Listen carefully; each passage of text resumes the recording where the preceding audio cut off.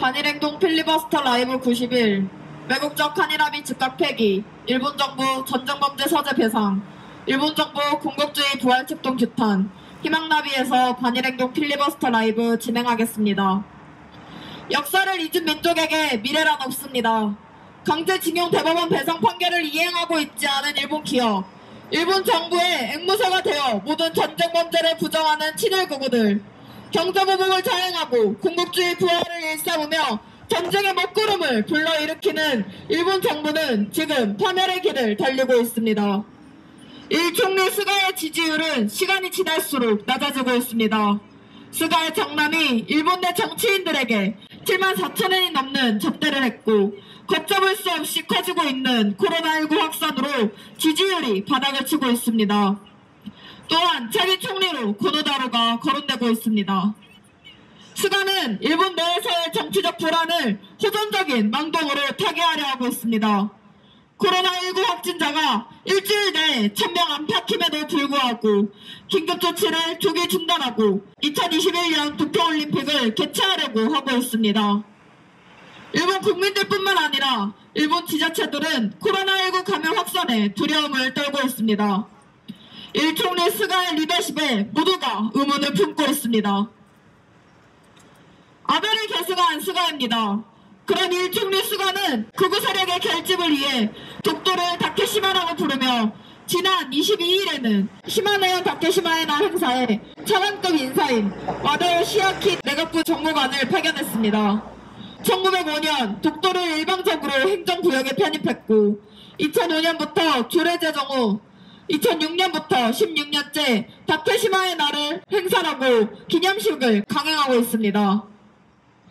일본의 독도 침탈 야욕이 수십 년째 이어져 오고 있습니다. 우리는 우리 땅 독도의 일장기가 우길기가 휘날리는 것을 볼 수 없습니다. 더욱이 심각한 것은 일본의 군국주의 부활측동입니다. 지난 21일 미국의 해군과 일본의 해상자위대는 중국과 군사갈등이 고조되고 있는 북태평양 해상의 오가사라 제도 인근 해역에서 탄도미사일 방어력 강화를 위한 컴퓨터 시뮬레이션 합동훈련을 진행했습니다. 미 7함대는 일본의 본부를 두고 동아시아 지역 작전을 지휘하고 있으며 이번 훈련은 미사일 방어에 대한 우리의 전술과 작전 능력을 강화시킬 것이라는 말을 뱉었습니다. 또한 24일 CNN 보도에서는 일본 자위대의 집단적 자위권 행사를 허용한 안전보장관련법이 시행된 이후 자위대와 미군의 협력이 가속화되고 있다고 보도했습니다. 여기서 집단적 자위권이란 우방 등 다른 나라가 공격을 받으면 일본이 무력으로 보호할 수 있는 권한입니다. 일본은 2016년 3월 시행된 안보법을 통해 자위대가 평시에 무기를 사용해 지킬 수 있는 집단적 자위권 행사 대상으로 외국군을 추가하기도 했습니다. 보호라는 말을 써가며 평화를 위해 자국의 국력을 쓰는 것처럼 얘기하지만 이는 허울 좋은 말일 뿐 다른 나라에서 침략 전쟁을 하겠다는 것임을 우리는 모두 알고 있습니다. 평화와 전쟁은 공존할 수 없습니다.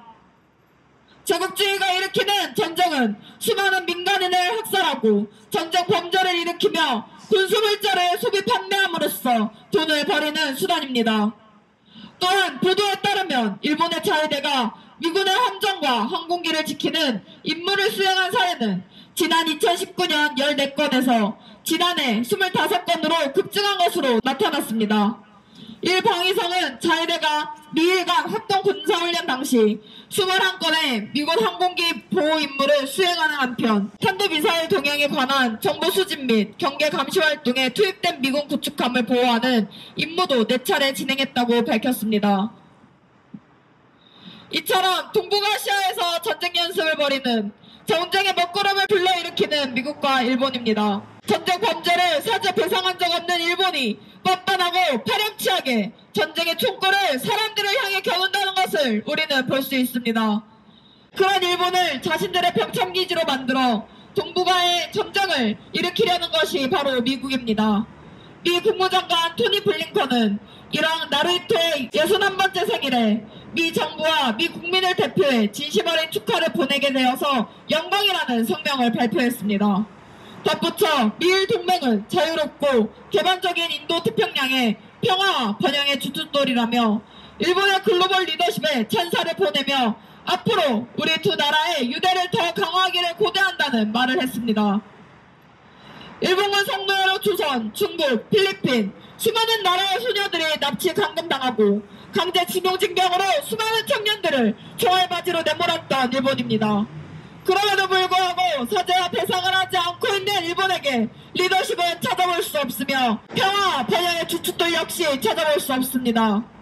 이런 일본에게 군국주의 부활책동의 날개를 달아주며 21세기 대동아 공영권 망상을 꿈꾸도록 부추기는 것은 바로 미국이고, 이런 미국을 우리는 규탄해야 합니다. 신임 주한 일본 대사로 아이보시 고이치가 26일 격리를 마치고 대외활동을 시작했습니다. 대사는 일본 대사관 홈페이지에 올린 부임사에서 한일 양국은 쌍방의 국민이 각각의 정치, 경제, 사회, 문화에 높은 관심을 갖고 있는 중요한 이웃 국가라며 한일과 한미일 간의 협력을 강조했습니다.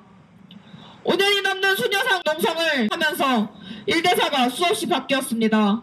단 한 번도 일본 대사가 소녀상에 찾아오고 수요 시위에서 할머니들에게 사죄를 하는 모습을 우리는 본 적이 없습니다. 지한파라 하며 한일 관계에서 희망이 보인다고 하고 있지만 일본 정부가 친일 극우를 양성하기 위해 수천억의 돈을 쏟아붓고 있는데 어떻게 일본 정부 스스로가 사죄와 배상을 할 거라 자신할 수 있겠습니까? 일본 정부의 사죄와 배상을 받아내는 방법은 우리 모두가 한 사람처럼 떨쳐나서 단일투쟁을 하는 것입니다. 곧 3.1운동이 일어난 지 102년이 되는 날입니다. 3.1운동은 3월 1일에만 일어나지 않았습니다. 전국 곳곳에서 수많은 우리의 선조들이 조선 독립 만세를 외쳤고 1700여 건이 넘는 만세운동이 벌어졌습니다. 그리고 선조들의 그런 조선 독립 만세의 목소리는 102년이 흘렀음에도 우리들의 가슴속에 남아있으며 우리가 반일투쟁을 해야 함을 일깨워주고 있습니다.